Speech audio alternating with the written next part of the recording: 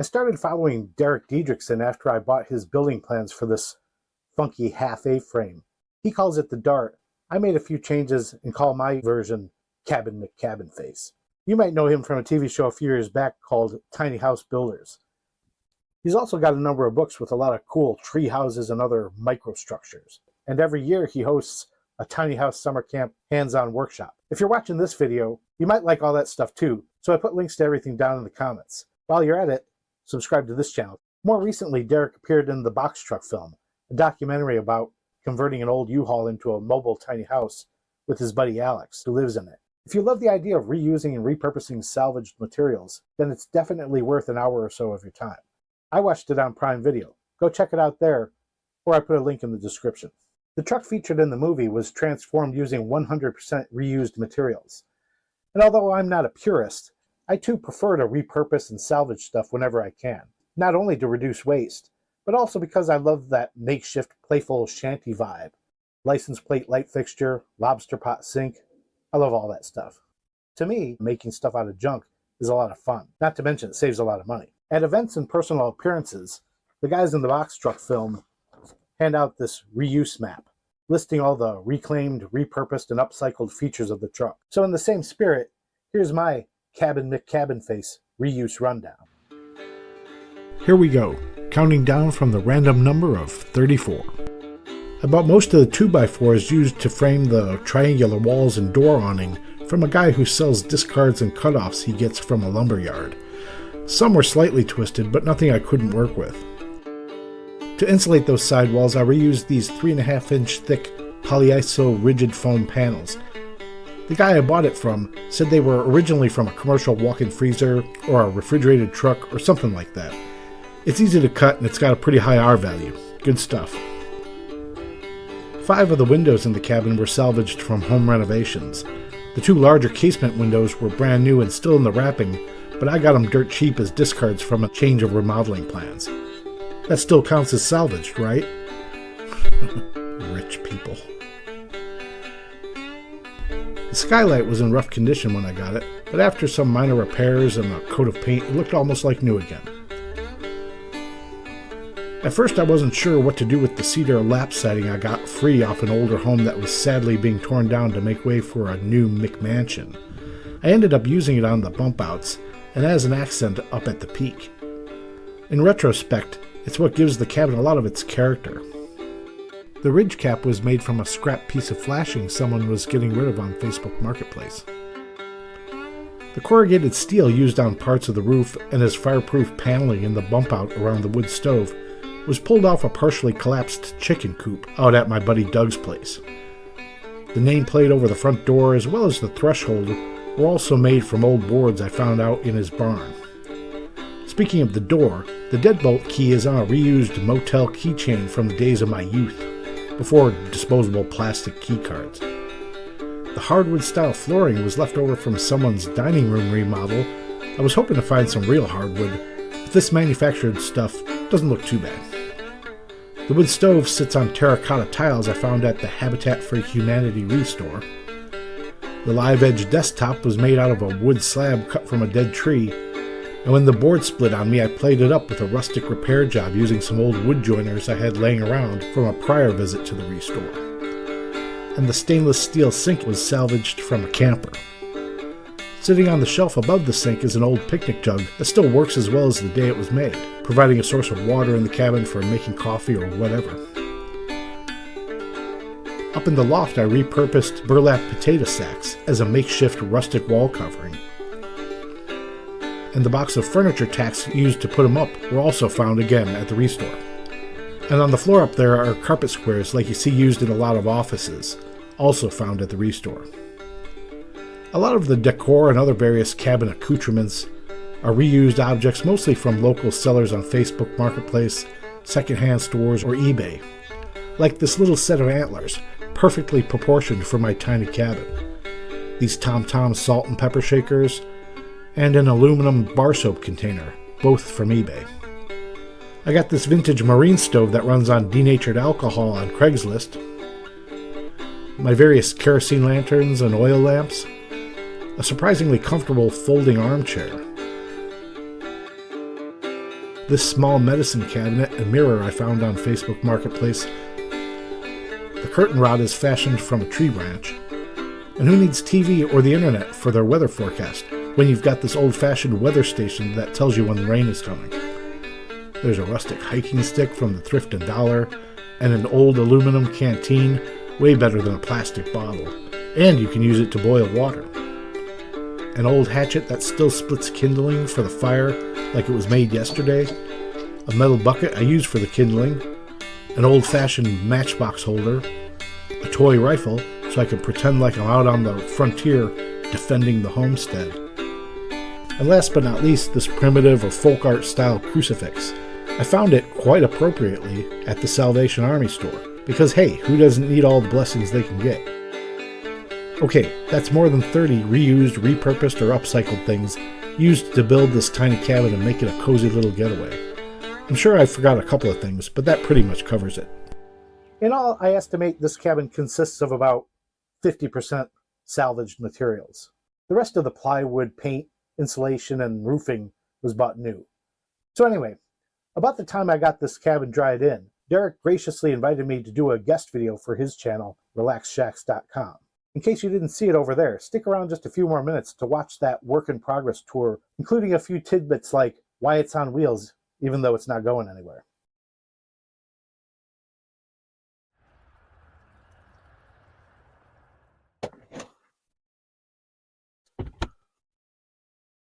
Hey there, RelaxShacks.com viewers. My name is Neil, and this is the 110-ish square foot tiny cabin I built in my backyard. It was designed by none other than the one and only, the great Deke Diedrichson. His transforming A-frame getaway cabin has become something of an icon. You see lots of examples of it. But I'm a big fan of this here half A-frame design of his. How big? About 5'7", 250 pounds, but that's beside the point. The thing is, I haven't seen a single other full build of this online anywhere. It may be the first of its kind. What I do know is I'm going to give you a look around, tell you what I like so much about it, and talk about some of the changes I made to make it my own. Oh, and if you don't already know the origin story of this here cabin, here's the quick version. We had a barn fire. The good news is we had insurance. So if you guys showed up and put together a new barn for us in just one day, and I saw that and I said to myself, I could do that. And after 3 years, 3 months, and 3 days of planning, scavenging materials, and framing the walls in my garage, I built this little A-frame cabin. Check out my other videos for more on that. Come. The biggest change I made to the design was this bump out here on the side. I put it in to accommodate a wood-burning stove that I'm going to install in the inside of it, and also to create a little more headroom. The sloped roof really didn't leave me a lot of space to move around. There is an alteration of the design in the plans that you can get from RelaxShacks.com. It has sort of a footwall, but I wanted to maintain this steep slope all the way up. That's really what appealed to me. So this bump out was sort of the compromise. The wheels are one of the things people are always asking me about. They're like, oh, is it a trailer? Is it a tiny home on wheels? Well, not really. But there's really two purposes to the wheels. Because I built the whole thing in pieces, prefabbing the parts in my garage, they served as a way to roll it out here.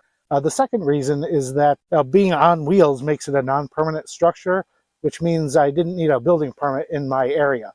That, in addition to the fact that it's only 110 square feet. Anything under 200 square feet in my area doesn't need a permit also. So it's kind of a double insurance policy against that. I'll eventually cover up the wheels. You won't be able to see them. I'll put a skirt on there, or maybe a deck out front.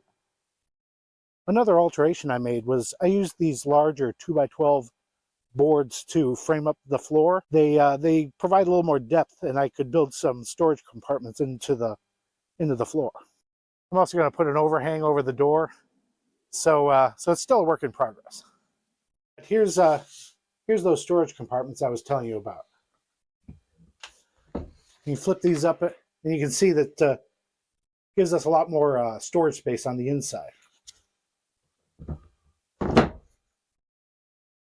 When I first bought the plans, one of the things I realized was that the door was kind of a unusual size, a little bit thinner than usual. So I thought, well, I guess I got to build a door. So I got on YouTube, looked at a few videos of other people building a door, And I also figured I needed a window to let a little more light in. And so I built my own door. This is made from Home Depot lumber, if you can believe that. I'm pretty proud of it. So the whole thing's actually made to be dismantled. I prefabbed all the walls in my garage. So you can see here, the walls are all bolted together. That's so it can be taken apart, loaded on a trailer, and moved to some remote location. You can see how the walls are bolted to the floor. Oh, and there's the book Deke sent. Thanks, Deke. I also added this little escape hatch. It just kind of seemed like we needed another way in and out. And it also doubles as the service hatch for the compost toilet I'm going to build. I didn't want to carry that through the main room.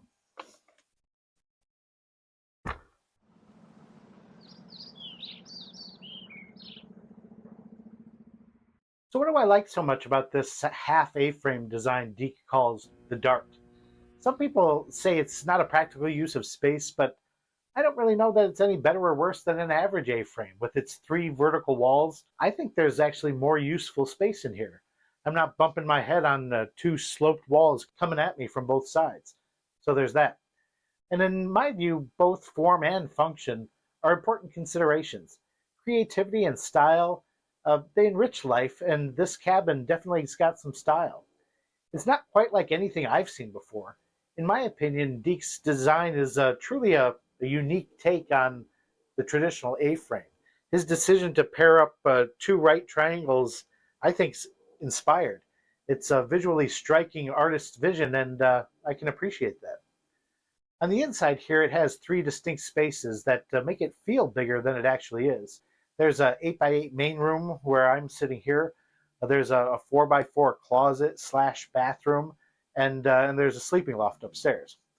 And one of the nice things about the design is you could easily extend this main room to be 12x8 or 16x8 just by adding a few ceiling joists and extending the floor. In fact, if I were to build it again, I would probably do that. If you've seen my other videos, you'll know that I think everyone should have a DIY project going on the side. It gives you a challenge within your control instead of getting all worked up over all the stuff out there. For example, when I was framing the 4x4 closet, I got to the point where I realized there were no measurements for one of the sides. And I was like, Deke, what's up with that? But it really wasn't that big of a problem. It actually challenged me to reach back to high school geometry, pull out the Pythagorean theorem, and got the job done. So if you want to see how the interior of this cabin takes shape, go check out my channel, Big Guy in a Tiny House. You'll be glad you did. But hey, what do I know?